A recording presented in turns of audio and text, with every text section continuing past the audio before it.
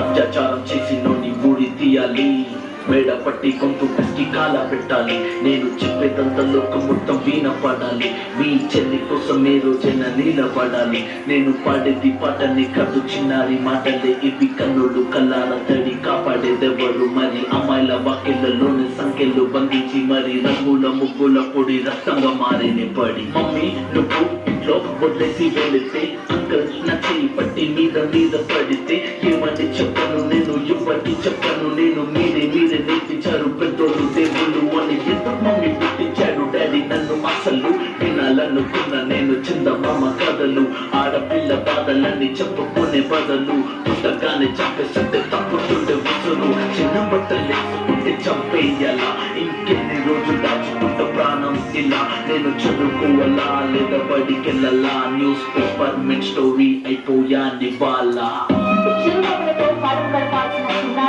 మనుషులనే బంధించుకున్న క్రూర మృగాలకు బలైపోయి దేశంలో చిన్నారిని హింసించి అత్యాచారం చేసి చంపిన ఘటన మానవత్వానికే ఆయన మధ్యగా మిగిలిపోయింది.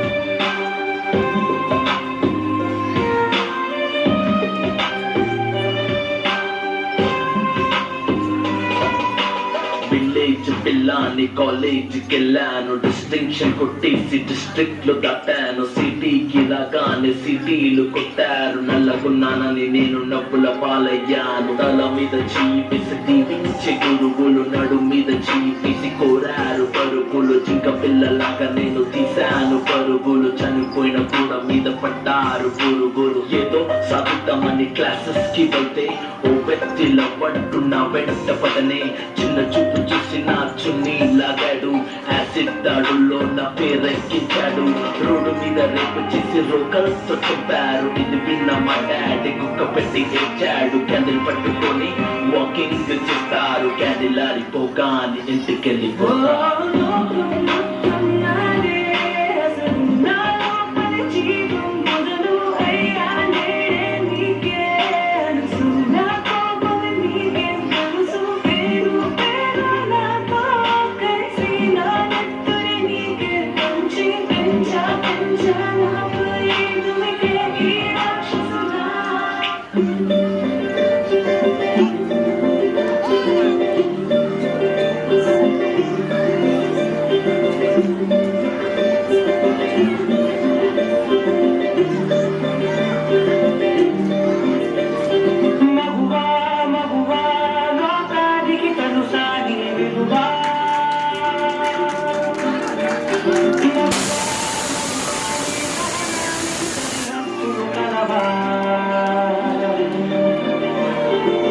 అటు ఇటు అన్నింటాను జగమంతా, పరుగులు తింటాను వింటా బయట, అనుకని రంగంతా